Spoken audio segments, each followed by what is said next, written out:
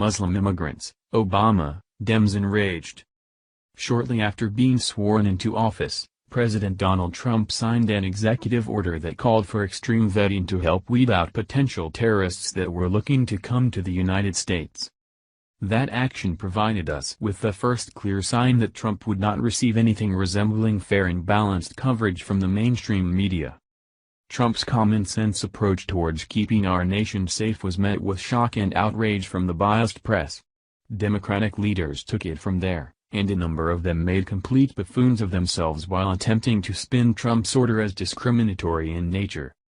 Who can forget Senator Chuck Schumer's DNY crocodile tears while he was surrounded by cameras and microphones? How about House Minority Leader Nancy Pelosi's DCA comical rendition of "This Land Is Your Land"? As shared by the Washington Times, we may want to keep the tissues handy and prepare for another painful sing-along.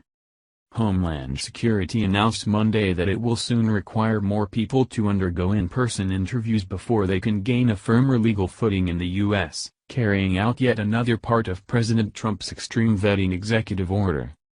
While the so-called travel ban on 6 Muslim-majority countries has garnered most of the attention, it was just a temporary measure designed to give the government the space to stiffen its regular checks so it could be more adept at denying potential terrorists entry.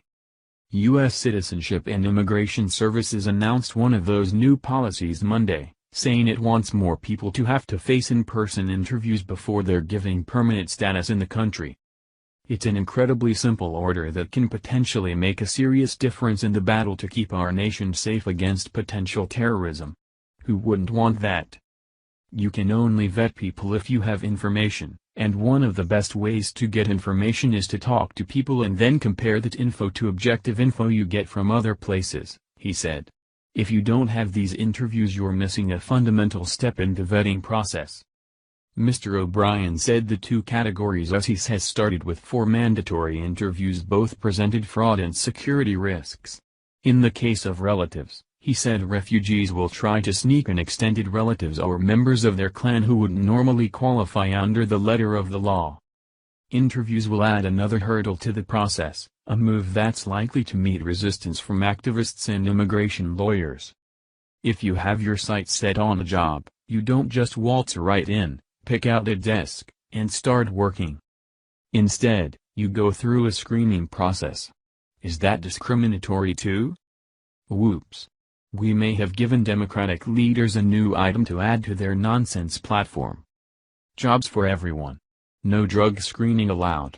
Put an end to invasive interview questions.